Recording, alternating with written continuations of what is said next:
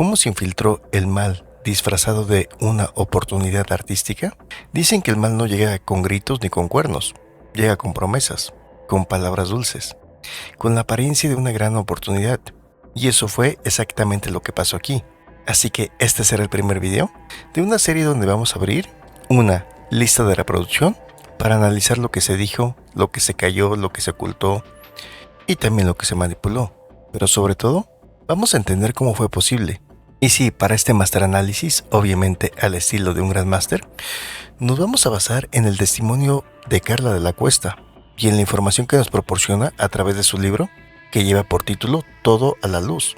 Y si tuviera que elegir una pregunta para iniciar esta lista de reproducción, sin duda sería: ¿cómo se infiltró el mal disfrazado de una oportunidad artística? Imagínate tener 15 años, soñar con ser cantante, con llenar escenarios, con firmar autógrafos, con tener un futuro brillante, y un día alguien te dice que puede convertirte en estrella. Y ese alguien te dice que además él ya hizo famosa a una artista conocida, que es un productor admirado, respetado, que parece tener el poder de cumplir tus sueños. Pero esa persona no buscaba talento, buscaba sumisión, buscaba niñas. Niñas que quisieran volar tan alto, que no vieran la trampa que les esperaba. Y sí, esa persona se llama Sergio Andrade. Y su red, cuidadosamente tejida, tenía como carnada la promesa del éxito. El canto, el baile, la televisión, todo era parte del disfraz. Y Carla, como muchas otras, cayó en ese engaño. Pero no por ingenua, ni por ambiciosa, sino porque el sistema estaba diseñado para que cayeran. Ya que estamos hablando de un sistema de hace 3 décadas. El lenguaje psicológico que usaba con ellas era sutil pero destructivo. Les hacía creer que merecían ser corregidas, que el dolor era parte del proceso.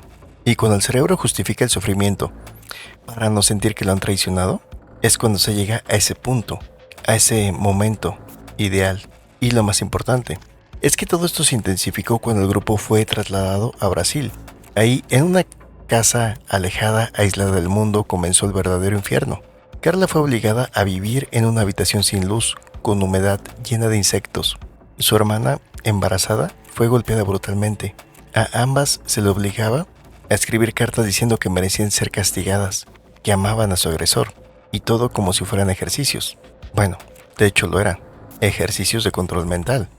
Pero lo hacía ver como si fuera entrenamiento artístico.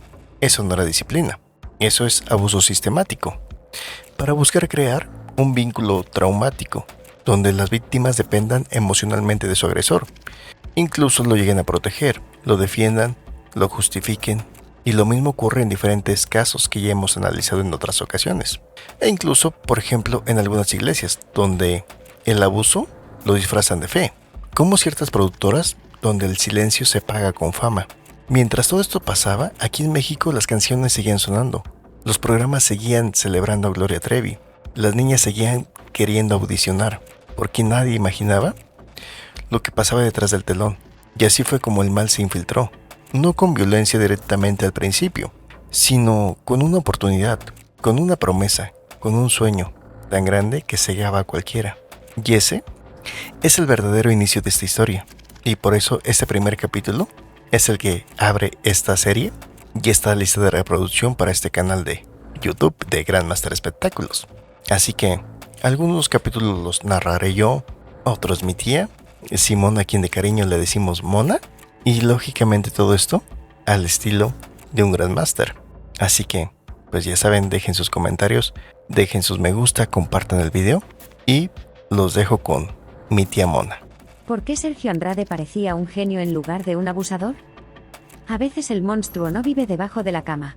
Vive frente a las cámaras. Con lentes oscuros, traje bien planchado, una sonrisa seductora. Y un discurso tan pulido, que hasta la verdad parece un error de percepción. Hoy vamos a hablar de uno de los grandes enigmas de esta historia. Uno que, si no se entiende a profundidad, permite que todo se repita. ¿Por qué durante tantos años Sergio Andrade fue visto como un genio, y no como lo que realmente era? Esta es la segunda entrega de nuestra serie basada en el libro Todo a la Luz de Carla de la Cuesta. Y aquí es donde comenzamos a pelar la máscara. Porque no basta con saber lo que hizo. Hay que entender cómo lo hizo. Y para eso, hay que hablar de poder, de manipulación, y de algo más complejo, el narcisismo socialmente funcional. Sergio Andrade no era cualquier productor. Era, en su momento, considerado un visionario. El cerebro detrás del fenómeno de Gloria Trevi. El creador de un estilo, de una rebeldía mediatizada, de una fórmula que parecía romper esquemas. Él se vendía como el que transformaba niñas comunes en estrellas. Y eso le daba algo muy peligroso: legitimidad. Lo que muchos no sabían, es que esa supuesta genialidad tenía un costo. Y lo pagaban las chicas. Las que no salían en la portada. Las que ensayaban hasta sangrar. Las que comían solo si obedecían. Las que aprendieron a callar para sobrevivir. Sergio dominaba un lenguaje que la psicología conoce bien: la manipulación encubierta. No gritaba. Sugería. No ordenaba. Dirigía. Y lo hacía de tal forma que sus víctimas no solo obedecían. A veces incluso lo admiraban. Eso se llama control coercitivo. Una estrategia usada en muchas sectas, donde se crea una realidad paralela. Donde el líder se convierte en Dios, en padre, en guía espiritual.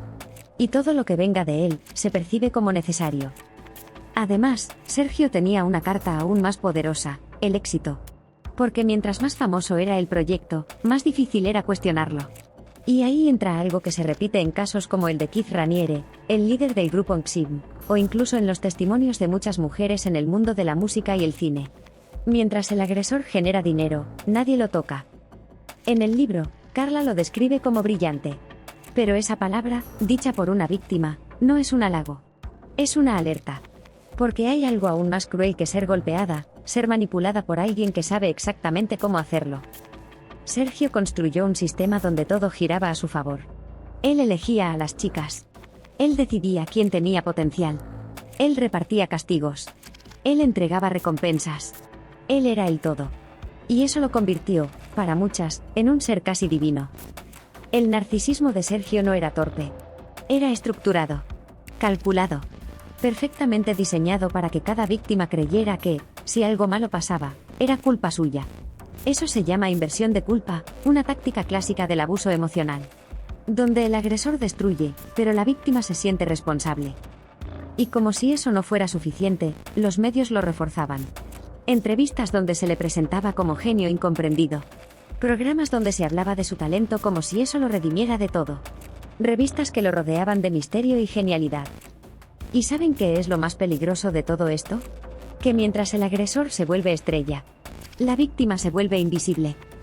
Por eso, hoy más que nunca, tenemos que cambiar la pregunta. Ya no se trata de por qué parecía un genio. La verdadera pregunta es, ¿cuántas personas lo sabían? Y decidieron no decir nada. Este es solo el segundo capítulo. En el siguiente, hablaremos de cómo se justificaba todo ese abuso a través del supuesto entrenamiento artístico. De cómo se convertía el sufrimiento en parte del show. Y de cómo muchas chicas fueron rotas. Con música de fondo. Mi sobrino, el gran Master Gorila, y yo, vamos a seguir desnudando esta historia. No para escandalizar, sino para que nunca vuelva a pasar. Comparte, comenta, suscríbete, y mantente atento. Porque cada capa que quitamos, revela una verdad más oscura. Y como prometimos desde el primer vídeo, todo, absolutamente todo, lo vamos a sacar a la luz.